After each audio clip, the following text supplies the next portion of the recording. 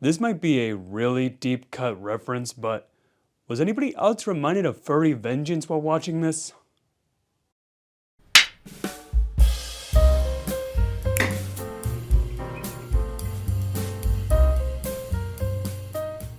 Greetings my fancy friends, welcome back to the channel, and today I'm going to be talking about Hoppers, Pixar's newest film directed by Daniel Chung.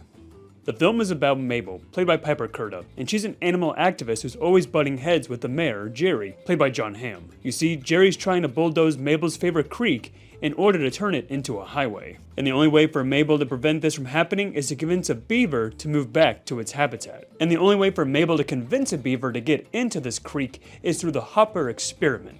You see, the Hopper experiment is when you put your mind inside a robotic animal to blend in with other species and learn about nature and talk to other animals. Guys, this is like Avatar. This is nothing like Avatar! Yeah, it's pretty much like Avatar. Shockingly, there was a ton of hype surrounding Hoppers.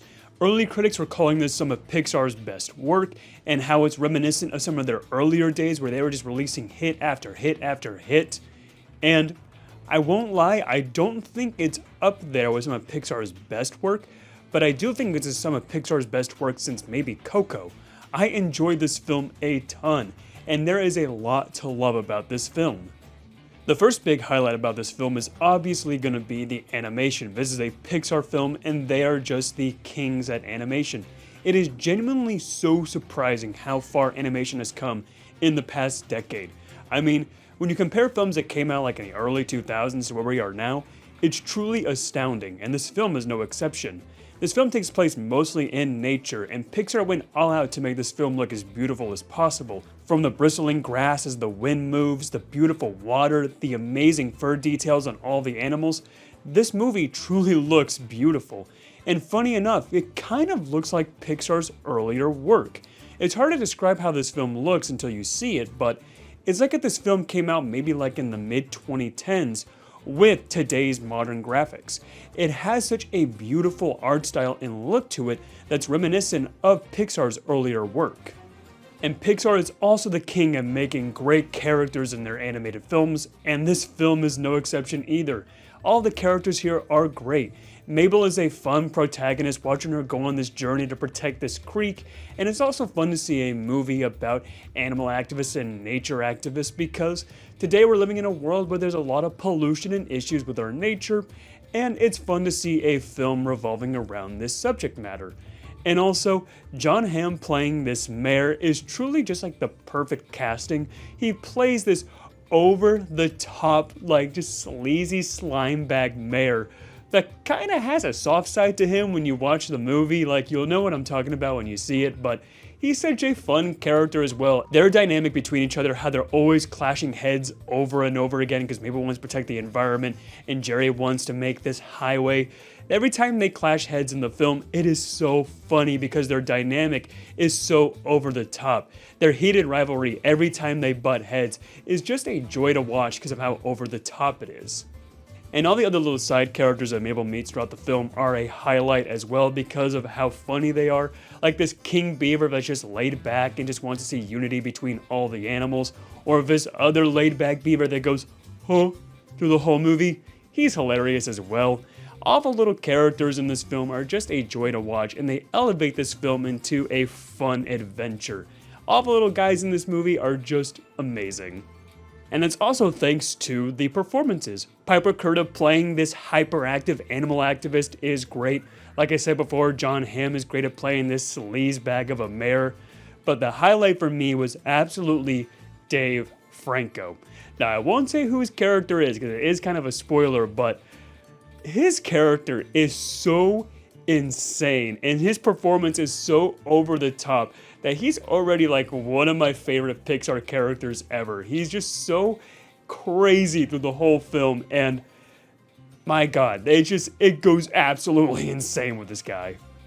And that's where I can talk about my next subject of this movie, and that is, it is one of Pixar's funniest films ever. I kid you not, there were so many laugh out loud moments in this movie. I was getting a headache by the end of this film for how many times I was laughing. There are so many one-liners and so many just quick jokes, like if you blink you'll miss them, little funny details in this film that'll have you just kicking your feet. They're so funny. And it's also thanks to this film being one of Pixar's most unhinged films they have ever made.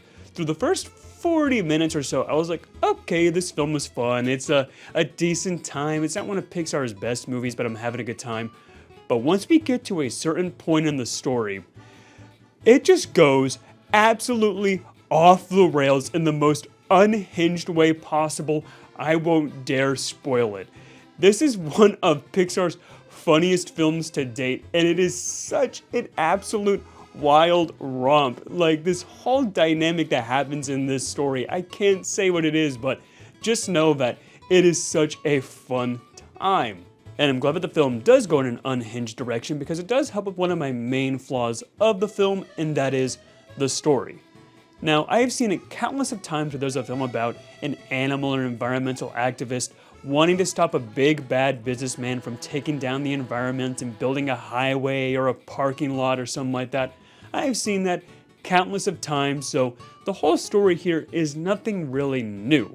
But this whole aspect of the Hopper program and Mabel becoming a beaver and talking to the animals is unique. So luckily there's some unique elements in the story, but doesn't make it super bland and generic. But probably the most disappointing part of the movie for me was its emotional elements. Usually a Pixar film can make me weep anytime I watch them, and this film really does try to pull at your heartstrings and make you feel these emotional elements with Mabel and wanting to protect this environment. But personally, I didn't really feel that much of a connection with this story. I mean, I care for the environment, I care for our planet, but all the emotional elements here really just didn't work for me.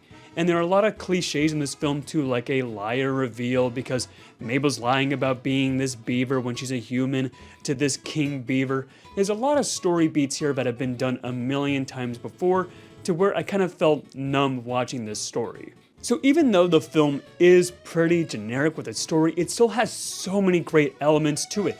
Beautiful animation, great characters, and some amazing laugh out loud moments. There are so many great elements in this film to where I think this is a very solid direction for Pixar, going back to that age of making hit after hit, masterpiece after masterpiece.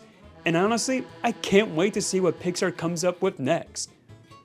Which is why I'm gonna give Hoppers the gold top hat. To all my fancy friends out there, thank you so much for watching. But it's your first time here and you like what you've seen, be sure to subscribe for more content. And have you seen Hoppers? What did you think about it? Let me know in the comments down below. I hope a fantastic night. And as always, stay fancy.